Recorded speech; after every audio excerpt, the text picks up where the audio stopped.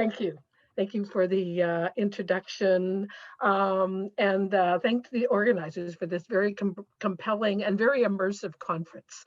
We're enjoying it very much. So there will be two of us speaking, and we are not just separated by location, we're also separated by time. I'm in Prince Edward Island and Hani is in Montreal, and we have a different time zone as well. So we'll see how how we can coordinate this. So just to look at the first slide, Hani,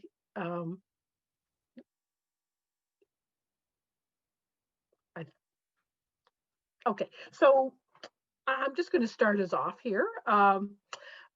As you can see from our slide, we have two compelling areas that we're drawing together here.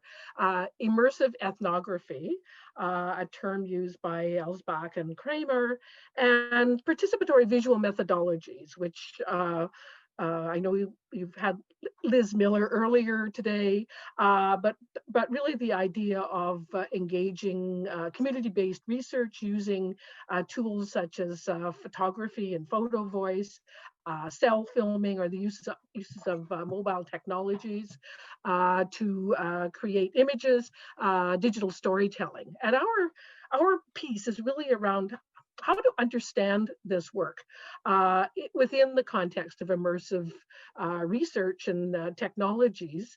I know we've had a lot of discussion already about cinema and film, and we see cell film or the uses of the cell phone or an iPad as controlled by community members, not professional filmmakers, to create stories, often and never Hollywood blockbusters, but typically 2 to 3 minute pieces that are around very key issues of social change. Gender-based violence we'll be talking about today, environmental issues, gender equality, and so on. And the work is typically done by those people who are probably the most marginalized and silenced in the community to talk about how they see the issues. In our framework on the left side, we see the participants, we see the work that they are creating and trying to understand what does it mean to produce a video? How do people engage? How do they immerse themselves in this process? And on the other side, we also see the active engagement of researchers. And Hani and I both declare ourselves as social science researchers. We do a lot of work in health, education. We work with a lot of different organizations, and it's about how to think about how this work makes a difference. So that's kind of what how could immersive technologies help us understand our own active engagement and also the engagement of our participants in terms of producing the films that they're producing. So just moving to the second video, or the second slide, sorry. We will be focusing today on cell films, and three of my former doctoral students edited this book a couple of years ago, What's a Cell Film? And basically looking at this as a participatory visual methodology. Well, participants will be using mobile technologies to plan and create a short video, almost always narrative in the work that we've been doing in sub-Saharan Africa and indigenous communities, and always related to a community issue or challenge. So Hani's going to take us through an example of how he used this work in Ethiopia, and then I'm going to come back to talk about some of the issues in relation to how could we talk about engagement and immersivity in relation to this work. So over to you, Hani.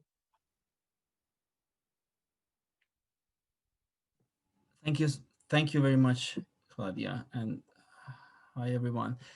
So to have a better understanding of what a self-in process looks like as an engaging and immersive practice using mobile video recording devices, we have prepared an example of one of the projects that we have done in Ethiopia. So this project was part of a broader Global Affairs Canada funded research in 4 Ethiopian agriculture colleges known as Agricultural, Technical, Vocational Education and Training, or ATVETs. And its ultimate goal was to address campus-based sexual and gender-based violence. We conducted self-in workshops in 4 of these post-secondary institutions in 4 different rural regions of Ethiopia.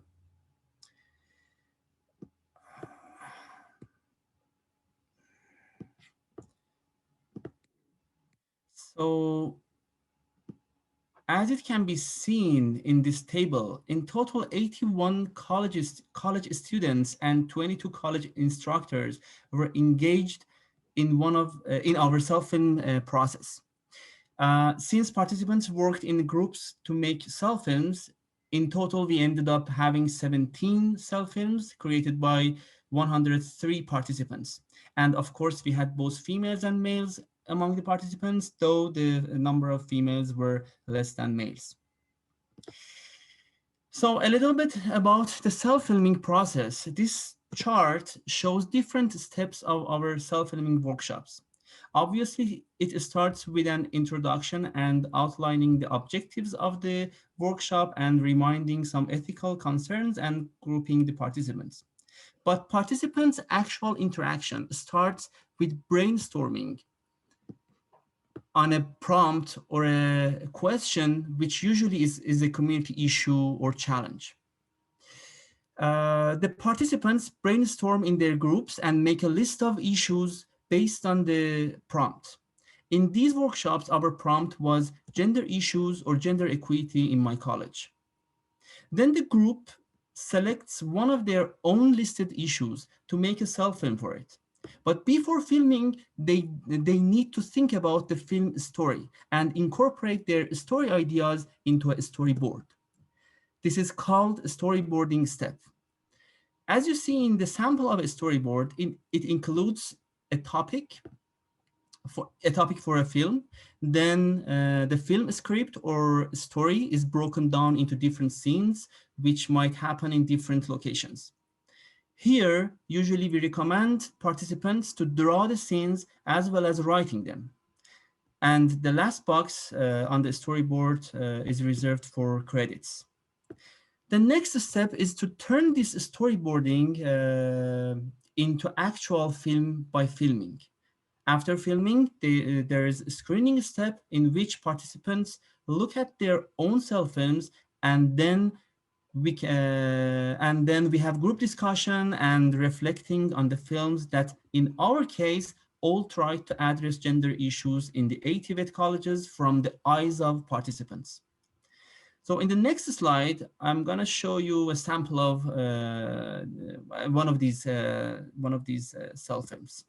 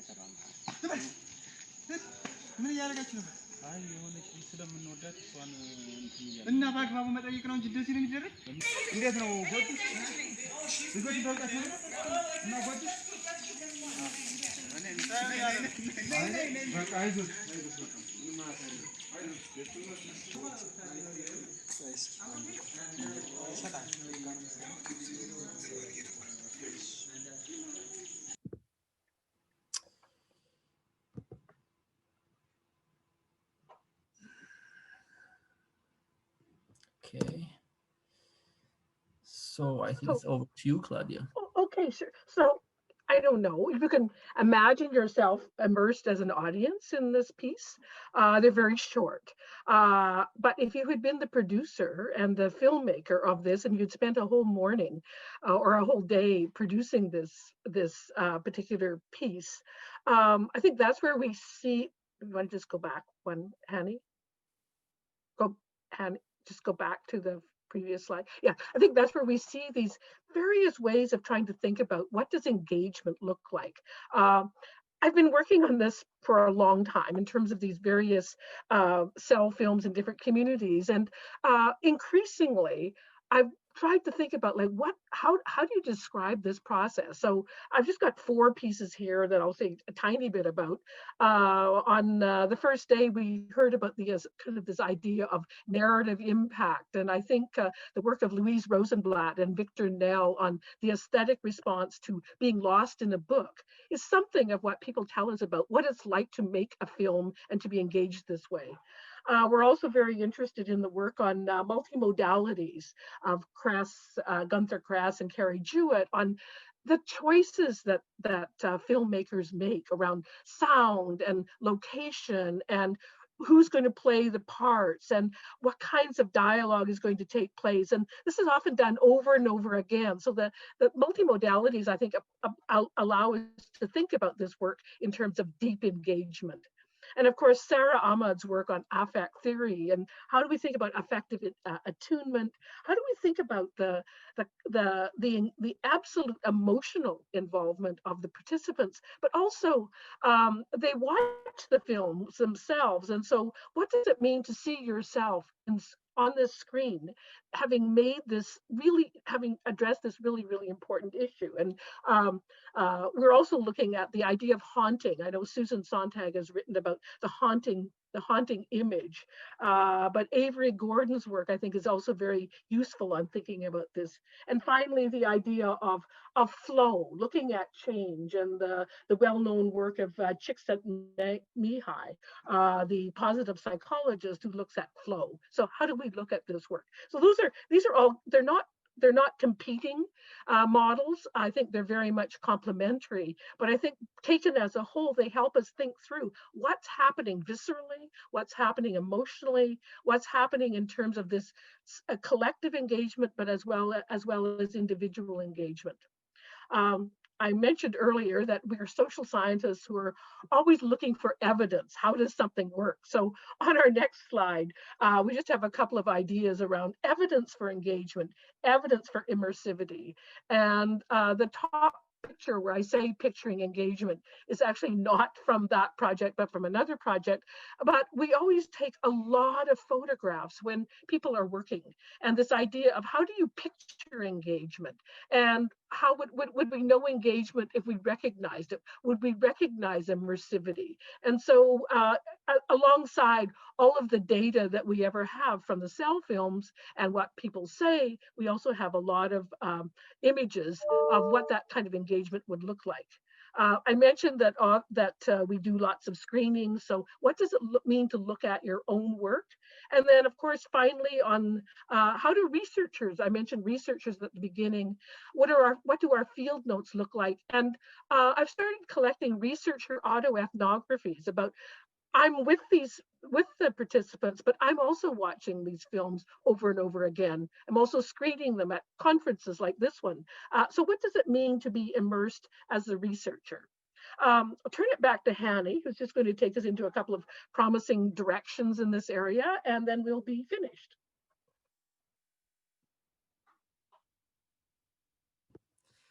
Yeah, so in terms of promising directions, we believe using participatory visual methodologies helps in deepening an understanding of engagement in social science research. I would like to refer to the first day keynote speaker, Alexa Wick von Mosner, and her 3 roots of engagement as character, narrative, and storyboard. The process of self-filming in our research highlighted the significance of these 3 routes of engagement as contributors of an immersive experience. This framework seems particularly relevant for understanding the participants both as filmmakers and as audiences of their own self-films.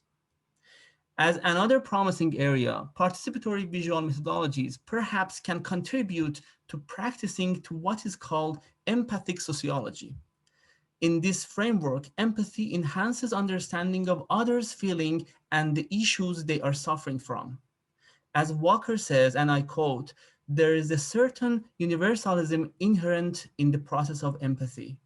Walker also mentions that in an empathic sociology, empathy has two purposes. It would act as the motivation for using research in order to progressively reconstruct society. It can also be a form of understanding the other's experience. So these points are important specifically when researchers and policymakers explore social issues to make change. So what is central to this literature in a practical sense is the intention for research to inform social policy. So this is it for me. I'm not sure if Claudia, you have something to No, add.